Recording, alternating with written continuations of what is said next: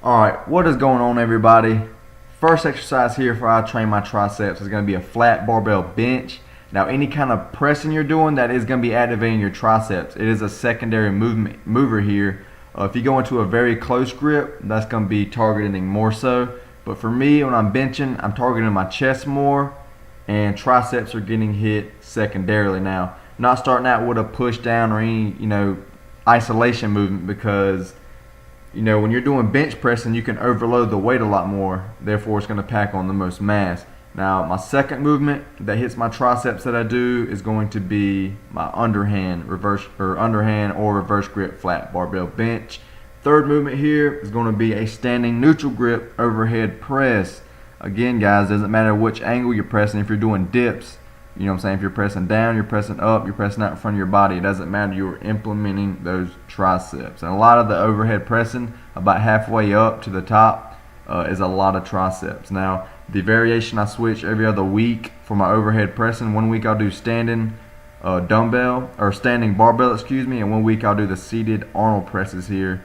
And again, same principle as the overhead press. That top half's really hitting those triceps, but again, I'm focusing more on my shoulders for this point.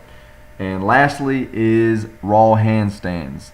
Every now and then I'll do some wall work, but 99% of the time I'm doing raw handstands. Now this is going to be training my triceps in a more isolated form, isolation holds.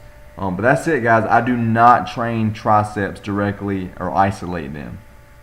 Alright, everybody, so that's it for the video. I just wanted to show you guys what I actually do for my triceps, which is all compound movements. Now, like I said in the video, I don't do any isolation work. I'm not doing push downs, I'm not doing kickbacks, not doing anything specifically targeting my triceps, but they do get hit on every pressing movement. Now, not to say you don't have to do isolation movements, that's just what I do.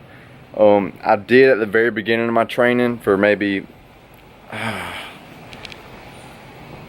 half a year or something, but all my gains from my arms have come from just strictly, the triceps have just come strictly from pushing.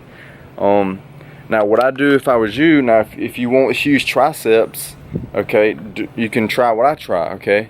You cannot train them directly, but then if your triceps are lagging, you want more triceps, start throwing in some isolation movements. Or if you're just doing isolation movements, you could always implement another press variation and see how that responds, because everybody's different, so you got to find out what works for you.